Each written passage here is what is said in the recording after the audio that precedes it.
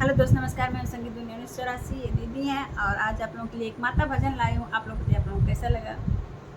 कृष्ण के बाहिनिया भैले विंध्याचल भावनिया, हे मयरिया हमारी ना, हे मयरिया हमारी ना, कहिया देबू दर्शनवा, हे मयरिया हमारी ना, कहिया देबू दर्शनवा, हे मयरिया हमारी ना।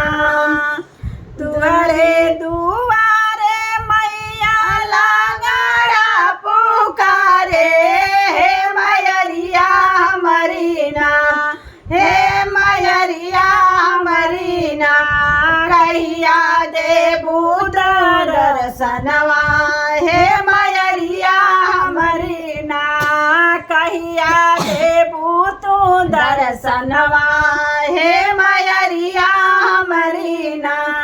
तोहरे दुआरे मैया बाजे न पुकारे, हे मयरिया हमारी ना, हे मयरिया हमारी ना, कहिया देबू दर्शनवा, हे मयरिया हमारी ना, कहिया देबू दर्शनवा, हे मयरिया हमारी ना। कृष्ण के बाहिनिया भैले विंध्याचल भावनिया, हे मयरिया हमारी ना, हे मयरिया हमारी ना, कहिया देबू दर्शनवा, हे मयरिया हमारी ना, कहिया देबू दर्शनवा, हे मयरिया हमारी ना।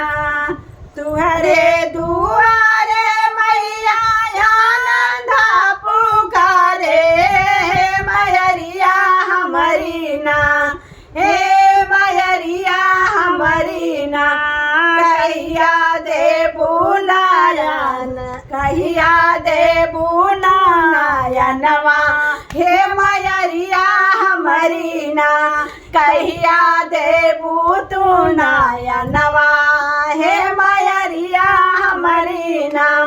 कृष्ण के बाहिनिया भैले विंध्याचल भावनिया, हे मयरिया हमारी ना, कहे मयरिया हमारी ना, कहिया देबू दर्शनवा, हे मयरिया हमारी ना।